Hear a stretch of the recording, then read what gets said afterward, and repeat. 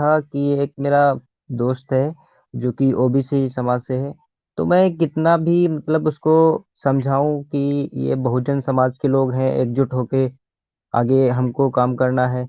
तो सर उसको बहुजन नाम से ही इतना चिढ़ होती है कि वो कहता है हमें इनसे नहीं बात करनी है। तो सर उसको क्या मतलब ऐसा क्या बताएँ कि वो इससे बहुत चिढ़ता है? जी, देखें साइंटिफिक लिगेसी जी, कभी-कभी क्या होता है कि हर व्यक्ति जो है ना, जो पहले से चिढ़ा बैठा हुआ है, उसको सेम वो चीज़ बताइएगा तो वो और चिढ़ेगा। उसको उसके उस दर्द का एहसास कराइए, जहाँ से उसका शोषण हो रहा है। समझ रहे हैं ना? अगर वो यस ओबीसी सर। फैमिली से है, तो उसको पूछिए कि आपकी जो जाति है, आपकी जो कास्ट है, उसमें कितने प्रोफ़ेसर बने हैं सेंट्रल यूनिवर्सिटी में? मुस्लिम्स में कितने बने हैं? बाकी जातियों में जो ब्राह्मणवादी हैं, उनमें क्यों बने हैं? अगर धार्मिक है, तो उससे पूछिए कि राम मंदिर की जो कमेटी बनी है, तो सबसे ज़्यादा भीड़ तो ओबीसी के लोग खड़ा किए थे, राम मंदिर का। लेकिन जो चेयरमैन की कमेटी बनी, उसके जो मेंबर्स बने, उसमें ओबीसी का नाम ही नहीं एक का। ये कैसे? हक अधिकारों की उससे बात कीजिए। उससे पूछिए कि उसके राजे महाराजे जो हैं, जो रियल के राजे महाराजे थे, वो कहाँ हैं? भई ब्राह्मणों के तो ऋषि हैं, वो ठीक है। बाकी जो अपने को क्षत्रिय कहते हैं, वो भी अपना कोई-कोई चीज़ लेके लिए हुए हैं।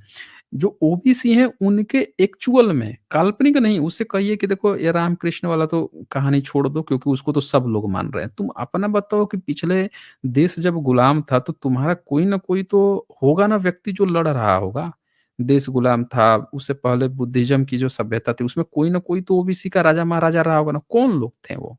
उनके शिलालेख कहाँ यस सर। हैं? उनकी सभ्यता कहाँ है? उस पर क्वेश्चन खड़ा कीजिए। उनकी बातों को उकेरिए, पूछिए कि सम्राट अशोक कौन थे? पूछिए कि जी सर। सम्राट अशोक जो थे, उनके शिलालेख जब इतने बड़े-बड़े हैं, वैसा आज तक कोई माई का लाल पैदा नहीं हुआ पूरे भारत के इतिहास में जिसके इतने शिलालेख मिले हों। वो इतना प्रतापी राजा कि ईरान तक सरहदें जिनकी बोलती थीं, उस व्यक्ति का इतिहास सिरे से क्यों गायब था? जब आप इतने काबिल हैं, तो आप अपने ही पूर्वज की बात क्यों गायब थी आपकी? जो संस्कृत पढ़ता था, लिखता था, वो तो चलो अपने काल्पनिक रामकृष्ण जिसकी भी चीज़ें गप लिखा, चाहे जो भी लिखा, लिखा।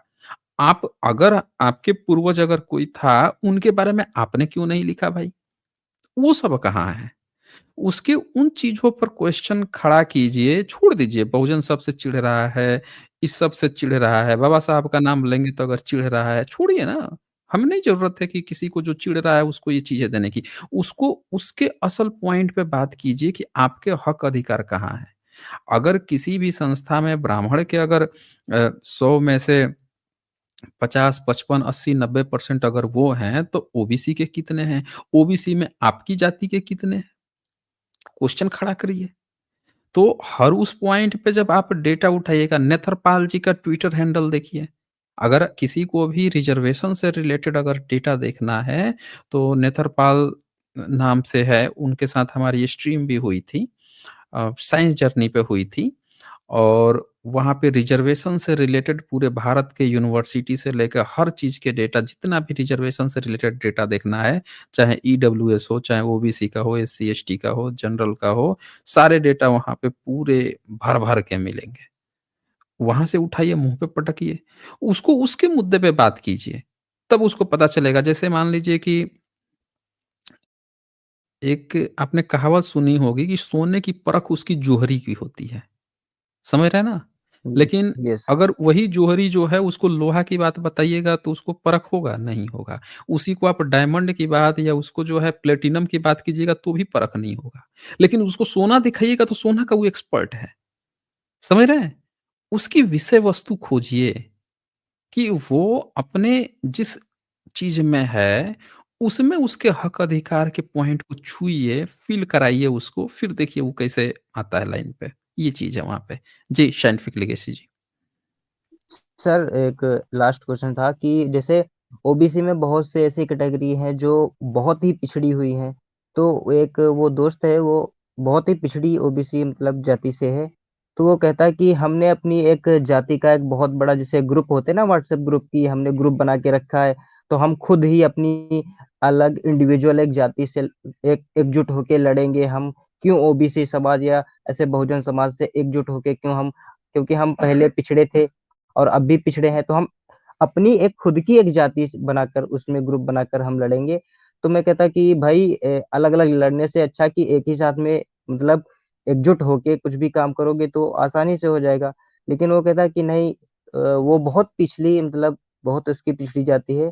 तो वो कहता है कि हम राजपूत या सूर्यवंश या चंद्रवंश जैसे खानदान से आते हैं, हमारा इतिहास ऐसा ऐसा है। तो हमने कहा भाई आपका आर्कियोलॉजिकल एविडेंस कोई है नहीं, ठीक है, तो ऐसे ऐसे मतलब फर्जी बातें नहीं की जा सकती किसी भी चीज पे। सर इसके बारे में आप मतलब क्या बताना चाहेंगे? देखें, सर हर राजपूत। जो हर जो ओबीसी के जो व्यक्ति है, उसको क्षत्रिय बनने का बहुत शौक है। तो ठीक यस है, सर। कोई बात नहीं, आप बनिए क्षत्रिय, लेकिन उससे पूछिए कि आप जो क्षत्रिय थे ही, देश कैसे गुलाम हुआ भई? पूछ लीजिए ना उससे। धर्म ग्रंथ में अकबर को ब्राह्मण भाई कैसे बना दिया, क्षत्रिय भाई काहे नहीं उसको बनाया?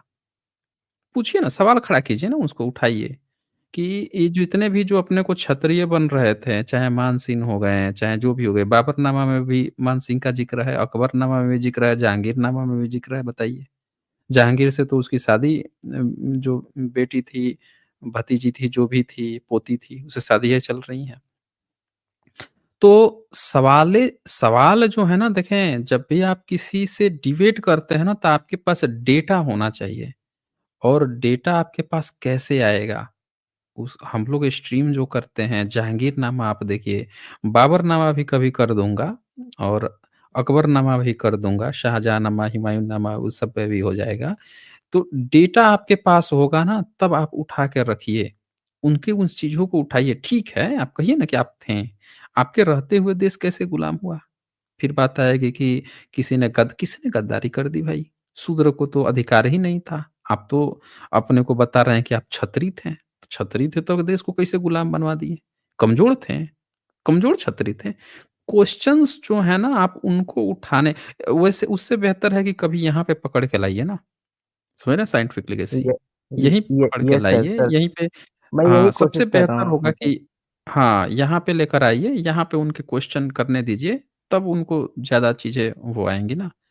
तो क्वेश्चन उठाना, देखें, ओके। सारे के सारे लोग जो हैं आइडेंटिटी क्राइसिस में भागे जा रहे हैं।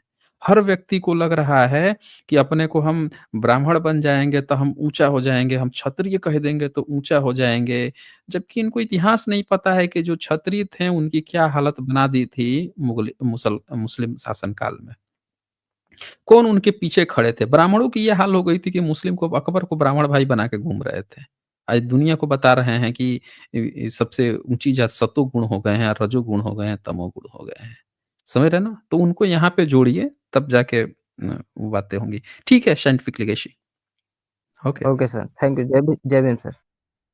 हाँ जी, जय